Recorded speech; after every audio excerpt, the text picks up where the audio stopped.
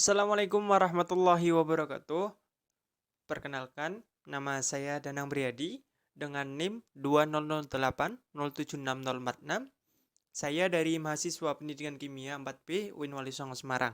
Di video kali ini, saya akan membahas mengenai hasil review jurnal yang telah saya lakukan, yang mana video kali ini ditujukan untuk memenuhi tugas mata kuliah Kimia Analisis Instrumen yang diampu oleh Ibu Kholidah. Oke teman-teman semuanya, langsung saja kita masuk ke pembahasan dari hasil jurnal yang telah saya review.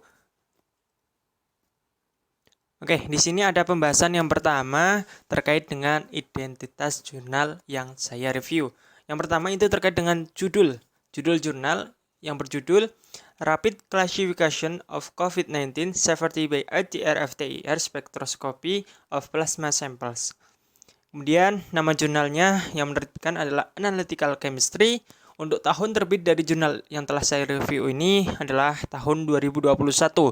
Adapun untuk penulisnya yaitu yang pertama ada Argia Banerjee, kemudian Abiram Gokale, Renuka Bankar, Viswantram Palanivel, kemudian Akansa Salkar, kemudian selanjutnya ada Harley Robinson, kemudian Jayanti S. Sastri, kemudian Sanjay Agrawal, Gunther Hartel, Michael M. Hill, kemudian yang terakhir ada Sanjayava Srivastava. Oke, kita masuk ke pembahasan yang selanjutnya.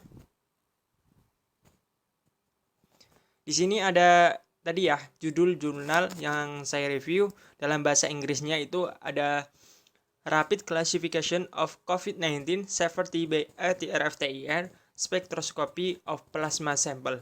Dalam artian bahasa Indonesia, jurnal ini berjudul Klasifikasi Cepat Keparahan Penyakit COVID-19 dengan menggunakan spektroskopi ATR-FTIR yang mana sampelnya itu adalah sampel plasma. Oke, di pembahasan selanjutnya di sini ada abstrak jurnal. Pandemi penyakit coronavirus yang terjadi di tahun 2019 atau kita sebut penyakit ini adalah penyakit COVID-19 ya, sudah melanda dunia dengan banyak rumah sakit kewalahan oleh banyaknya pasien yang datang selama wabah besar ini terjadi.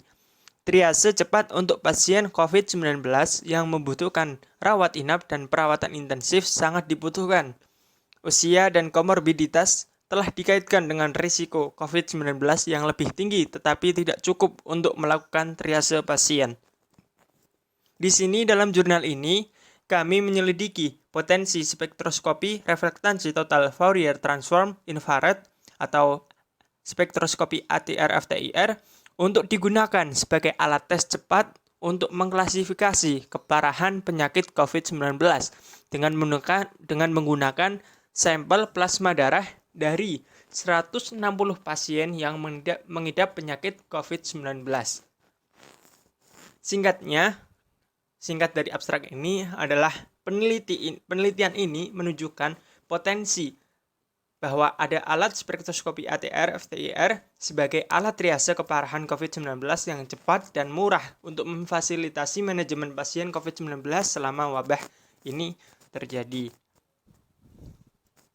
Oke, di sini ada pokok bahasan. Pokok bahasan dari video yang kita akan simak berikut ini terbagi menjadi 6. Ya, mohon maaf di sini ada sedikit kesalahan.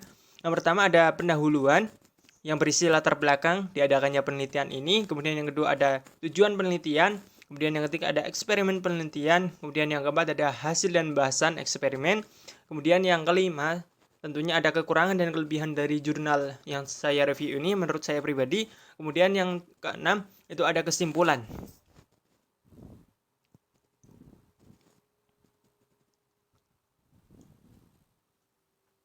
Oke, kita langsung masuk ke pembahasan yang pertama yaitu terkait dengan pendahuluan.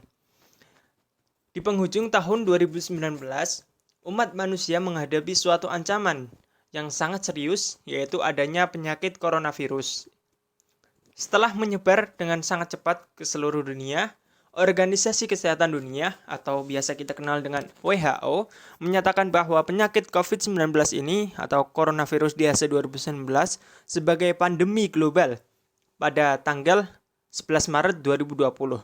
Gejala awal orang yang menderita penyakit COVID-19 antara lain seperti demam, batuk kering, dan sesak napas. Penyebaran penyakit COVID-19 atau SARS-CoV-2 ini terus berlanjut hingga menyebar ke seluruh dunia. Dengan lebih dari 157 juta infeksi atau orang yang terkena COVID tercatat per 8 Mei 2021. Munculnya mutasi SARS-CoV-2 baru-baru ini dengan tingkat infeksi yang lebih tinggi mungkin semakin membebani infrastruktur perawatan kesehatan yang sudah terbebani, yang mana menyebabkan kekurangan tempat tidur, unit perawatan intensif atau ICU, seperti kurangnya ventilator oksigen, dan yang paling utama adalah semakin berkurangnya atau kita membutuhkan staf medis yang lebih banyak. Oke, selanjutnya sementara itu, ada juga beberapa pasien yang menderita gejala ringan dan dapat sembuh dari penyakit COVID-19 ini. Sekitar 1 dari 5 pasien memerlukan perawatan intensif untuk pneumonia dengan sindrom gangguan pernapasan akut atau ARDS. Faktor risiko COVID-19 yang parah telah diidentifikasi, termasuk usia yang lebih tua, penyakit jantung, kanker, dan diabetes. Itu merupakan faktor risiko COVID yang parah. Kemudian namun komorbiditas atau faktor risiko ini tidak cukup untuk memprediksi keparahan penyakit dan beberapa faktor klinis. Langkah-langkah telah diselidiki untuk memprediksi keparahan penyakit COVID-19 ini, termasuk seperti ronsen dada, MRI, biokimia serum, dan proteomik, jumlah WBC, jumlah limfosit, kadar kreatinin, kadar bilirubin, D-dimer, dan protein C reaktif. Sementara tes klinis tambahan ini menunjukkan harapan. Tes sederhana dan cepat pada saat pasien masuk akan mengubah manajemen rumah sakit selama krisis penyakit ini terjadi. Spektroskopi inframerah transformasi Fourier atau ATR-FTIR adalah teknik pengukuran kimia yang cepat yang telah digunakan dengan model statistik multivariat untuk klasifikasi suatu penyakit.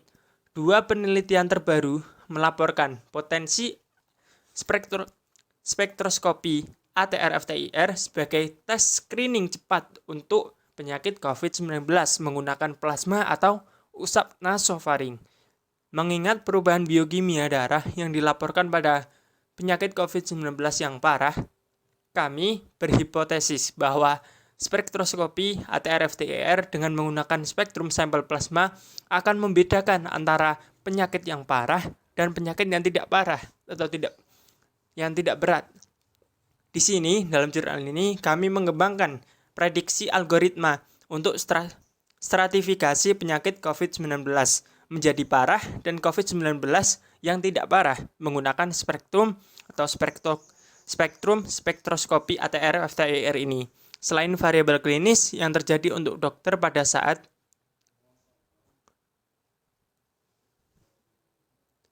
itu masuk. Kemudian selanjutnya di sini terkait dengan pembahasan yang kedua setelah pendahuluan pada bahasan yang pertama, di sini ada tujuan penelitian. Nah, tujuan penelitian ini adalah bertujuan untuk menunjukkan potensi spektroskopi ATR-FTIR sebagai alat triase keparahan COVID-19 yang cepat dan murah untuk memfasilitasi manajemen pasien COVID-19 selama wabah penyakit corona ini terjadi. Seperti tadi yang sudah ada di abstrak jurnal. Kemudian selanjutnya ada pembahasan yang ketiga, eksperimen. Dalam pembahasan kali ini, eksperimen atau percobaan dalam jurnal ini terbagi menjadi 3. Yang pertama ada preparasi sampel, kemudian percobaan, dan analisis. Oke, kita masuk ke preparasi sampel. Ini ada gambar terkait dengan penelitian ini. Di sini ada sampelnya yaitu manusia, kemudian di situ ada alatnya spektroskopi ATR-FTIR. Di situ ada plasma atau contohnya, di situ ada juga grafik. Mungkin teman-teman bisa lihat sendiri. Oke, di sini pembahasan terkait dengan preparasi sampel. Semua sampel plasma dikumpulkan dengan persetujuan dari Komite Etika Institut IIT Bombay dan Rumah Sakit Kasturba, Dewan Peninjau Kelembagaan. Jadi preparasi sampel yang pertama itu mengumpulkan sampel plasmanya. Kemudian di sini eksperimen dilakukan dengan menggunakan pedoman dari Institutional Review Board, mengikuti kebijakan dan peraturan untuk keterlibatan subjek manusia. Darah dikumpulkan dalam vacuitainer EDTA yang diambil dari orang-orang yang menderita penyakit COVID-19 di Rumah Sakit Kasturba Bombay, mengikuti protokol pengendalian infeksi yang disetujui oleh Organisasi Kesehatan Dunia (WHO) dengan Dewan India Penelitian Medis atau ICMR. Kemudian setelah kita mengumpulkan sampel plasma tersebut, sampel plasma diisolasi dengan sentrifugasi darah pada 10.000 rpm selama 5 menit. Sampel plasma yang tersisa setelah penggunaan diagnosis klinis aliquoted menjadi cryovials, disimpan pada rentan suhu sekitar negatif min 80 derajat Celcius. Oke, di sini pembahasan yang selanjutnya yaitu percobaan, yang mana pemrosesan sampel plasma dan spektral ATR-FTIR akuisisi. Plasma dicairkan di atas es dan ditambahkan 100 liter aliquot ke dalam tabung steril berisi 300 liter absolut dingin etanol, dan kemudian di vortex sebentar. Sampel plasma yang diolah dengan etanol disimpan pada suhu min 20 derajat Celcius. Untuk akuisisi, sampel dicairkan di atas es, dan untuk setiap sampelnya di vortex sebelum 1 liter ditempatkan pada kristal dan dibiarkan menjadi kering. Spektrum FTIR diukur dalam rentang 4000 hingga 650 cm dengan daerah bilangan gelombang menggunakan spektrometer Curie 630. Digabungkan dengan modul ATR. Berlian pendeteksi ATR dibersihkan dengan etanol 100% dan spektrum latar belakang diperoleh sebelum setiap akuisisi. Bagian 1 liter dari sampel ditempatkan pada kristal ATR dan dikeringkan di udara, kurang lebih didiamkan selama 30 detik. Latar belakang dan spektrum sampel adalah diperoleh pada resolusi spektral 8 cmy 1 dengan 64 scan per pengukuran. Kemudian spektrum sampel dicatat. Oke, di sini ada pembahasan terkait dengan eksperimen. Yang pertama, yang ketiga yaitu terkait dengan analisis statistik dan pengembangan algoritma. Spektrum FTIR diekspor untuk dianalisis menggunakan JMP Pro versi 15.2.1. Daerah 4000 Y301 CMY1 dihapus sebagai studi awal, menetapkan bahwa wilayah ini cenderung memiliki latar belakang variabel tanpa puncak yang berbeda. Teknis duplikat dirata-ratakan. Untuk setiap kumpulan data, spektrumnya adalah dinormalisasi dengan luas daerah di bawah kurva atau AUSI menggunakan rumus AUSI sampel per AUSI Avenger. Untuk kumpulan data, penghalusan menggunakan 9 titik. Diskriminan kuadrat terkecil parsial analisis PLS-DA digunakan dengan fit NI PALS.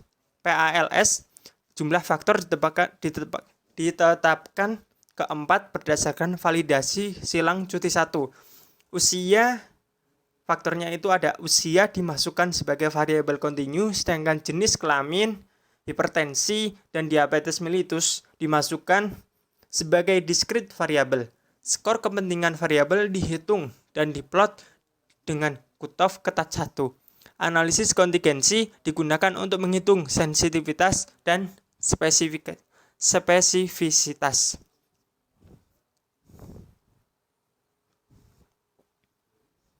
Oke, di sini pembahasan yang keempat yaitu terkait hasil dan pembahasan. Sebelum kita masuk ke pembahasan, di sini ada beberapa gambar dari jurnal yang saya review. Adapun keterangannya, yang pertama itu ada gambar pertama terkait dengan pengembangan model PLS-DA untuk keparahan penyakit COVID-19 dari spektrum ATR FTIR menggunakan sampel plasma. Yang pertama itu gambar A ya. Itu keterangannya, gambar ini merupakan rata-rata spektrum mentah untuk kelompok parah yang warnanya merah dan tidak parah yang warna biru dengan sisipan menunjukkan dua wilayah FIP dengan skor tertinggi.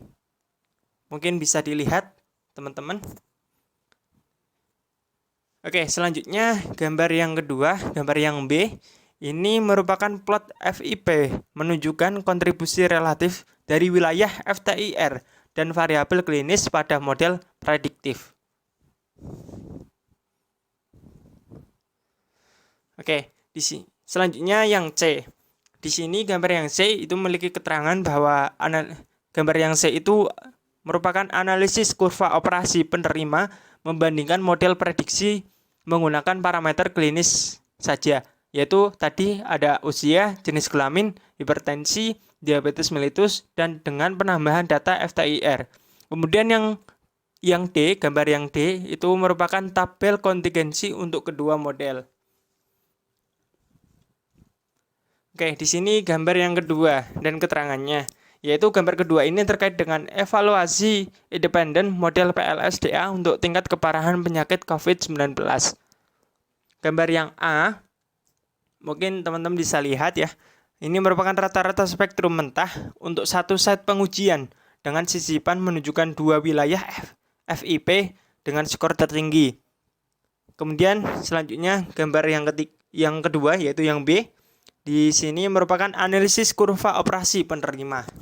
Mungkin teman-teman bisa lihat sebentar terkait dengan gambar dan keterangannya.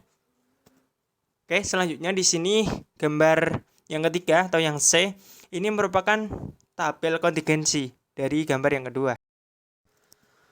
Oke teman-teman, langsung saja kita masuk ke pembahasan dari eksperimen yang berasal dari jurnal yang saya review. Di sini ada pengembangan metode persiapan sampel. Secara sederhana, metode standar didirikan untuk spektrum ATR-FTIR akuisisi menggunakan carry 630 yang juga telah mematuhi prosedur biosafety. Ada 10-12 sampel plasma yang disiapkan dalam 75% etanol di vortex dan kemudian sampel tersebut diendapkan pada kristal ATR dan dibiarkan kering. Sebelum akuisisi spektrum menggunakan parameter yang seperti yang dinyatakan dalam bagian eksperimental. Seperti tadi yang sudah disebutkan di slide sebelumnya. Untuk reproduktivitas spektrum FTIR yang diperoleh dengan menggunakan metode ini adalah dikonfirmasi dengan memperoleh spektrum dari beberapa sampel yang sama dan oleh 3 analisis penelitian yang berbeda. Selama penelitian ini, sampel plasma yang diinaktivasi etanol diinkubasi pada suhu min 20 derajat Celcius secara semalaman. Namun, pada pembukuan langkah ini tidak diperlukan dan inkubasi pada suhu min 20 derajat Celcius selama kurang lebih 1-8 jam ini menghasilkan hasil yang serupa yang tertera atau yang sudah ada pada gambar S1 yang sudah tadi dijelaskan. Selanjutnya, sampel plasma dari 160 pasien penderita penyakit COVID-19. Mohon maaf.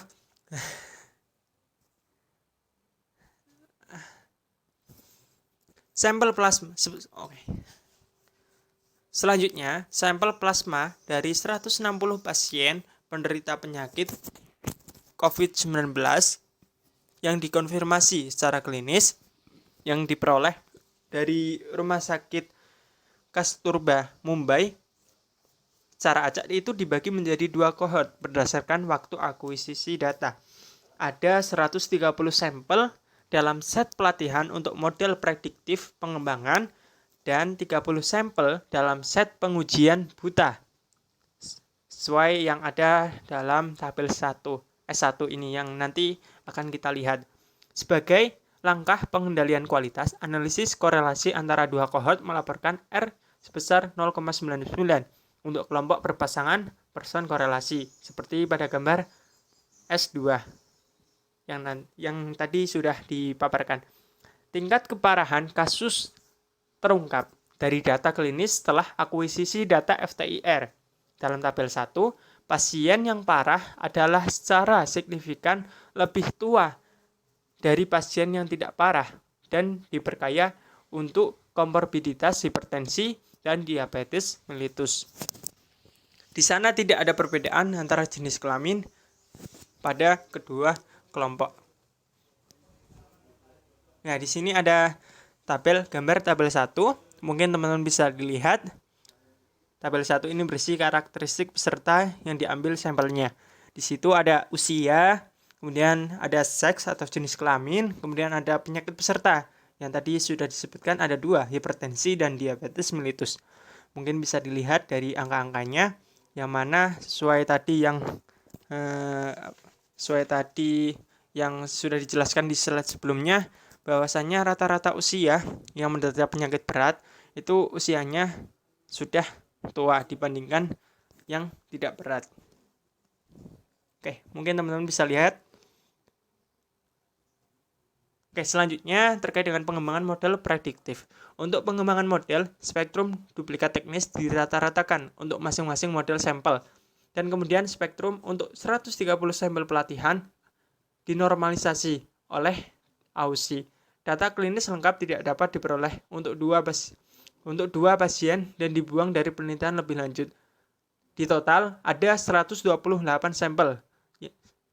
Karena tadi ada 2 yang tidak layak atau dibuang, ada 128 sampel digunakan untuk pembuatan model dengan input usia, jenis kelamin, hipertensi, diabetes mellitus, dan spektrum FTIR.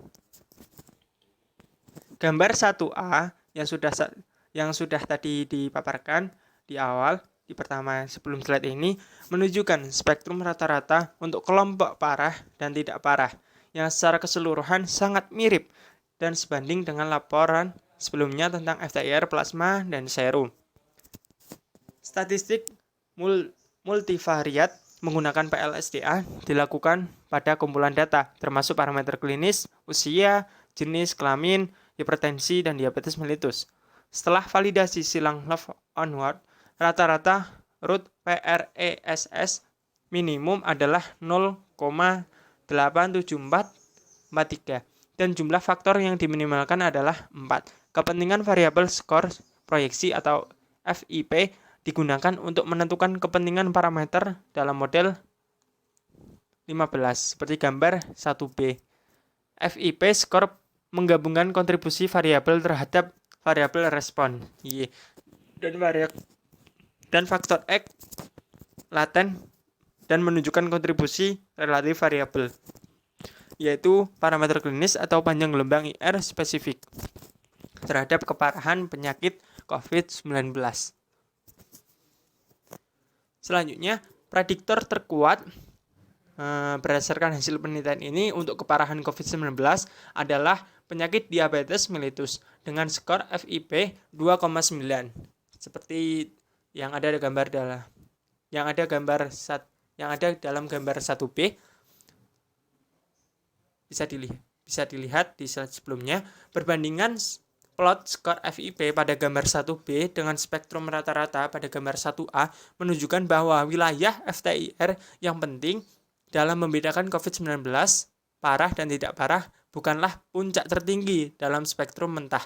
Sisipan pada gambar 1A menggambarkan perbedaan kecil, tetapi dapat diamati antara spektrum rata-rata kelompok COVID-19 yang parah dan kelompok COVID-19 yang tidak parah. Wilayah 1020 Y10090 cm Y1 memiliki skor FIP antara 1,85 dan 2,05 dan mungkin sesuai dengan sakarida. Peregangan 6,17 dan fosfat PO2. Wilayah FIP spektral FTIR tertinggi kedua adalah 1588 sampai 1592 dengan FIP skor 1,72 telah digambarkan sebagai puncak amina primer. tugas biologis spekulatif ini masih harus dikonfirmasi secara eksperimental.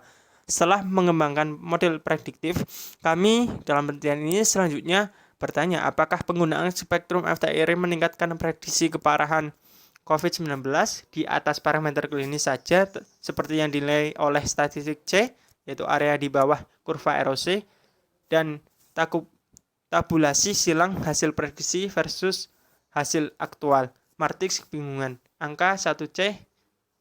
Penambahan data FTIR meningkatkan C statistik dari 69,3 menjadi 85,7%, terutama didorong oleh peningkatan sensitivitas dari 49,0 menjadi 62,7%. Selanjutnya adalah evaluasi model prediktif. Evaluasi kinerja model prediktif kali ini menggunakan 30 sampel independen yang disisihkan untuk evaluasi. Status keparahan sampel ini tidak diketahui oleh para peneliti yang memperoleh spektrum FTIR dan ahli statistik. Kami mengamati spektrum rata-rata mentah yang serupa secara visual dan perbedaan yang konsisten di dua wilayah FIP, terutama FIP utama antara kelompok parah dan tidak parah. Sesuai gambar 2A yang tadi sudah dipaparkan, statistik C dan matriks konfusi menunjukkan bahwa penambahan data FTIR ke parameter klinis meningkatkan statistik C dari 77,8 menjadi 85,1%. Sensitivitas ditingkatkan dari 41,2 menjadi 94,1%, tetapi spesifisitas berkurang dari 84,6 menjadi 69,2%, sesuai yang ada dalam gambar 2B. Selanjutnya ada pokok bahasan yang kelima, yaitu mengenai kekurangan dan kelebihan jurnal yang saya review. Yang pertama terkait dengan kekurangan jurnal. Yang pertama ada prosedur percobaan analisisnya sulit untuk dipahami karena tidak menggunakan poin-poin atau kurang rinci.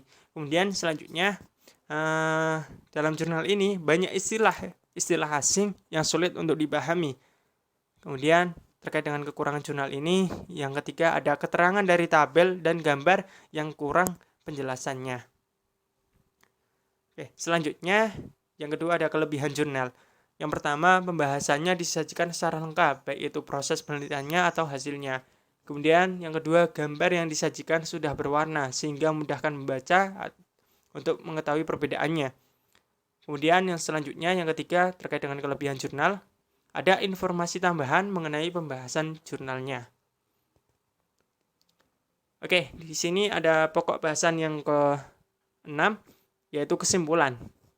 Kesimpulan dari jurnal yang telah saya review adalah ATR-FTIR atau spektroskopi ATR-FTIR adalah teknologi yang menjanjikan untuk triase COVID-19 yang cepat dan real time. Kesederhanaan preparasi sampel dan metode akuisisi spektral yang dikembangkan di sini dapat dengan mudah dilakukan oleh personel laboratorium klinis.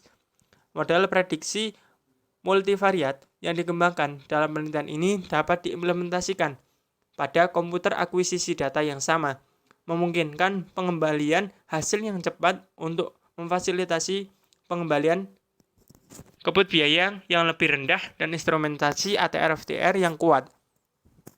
Adalah keuntungan lebih lanjut dibandingkan dengan omics atau tes panel sitokin yang lebih mahal.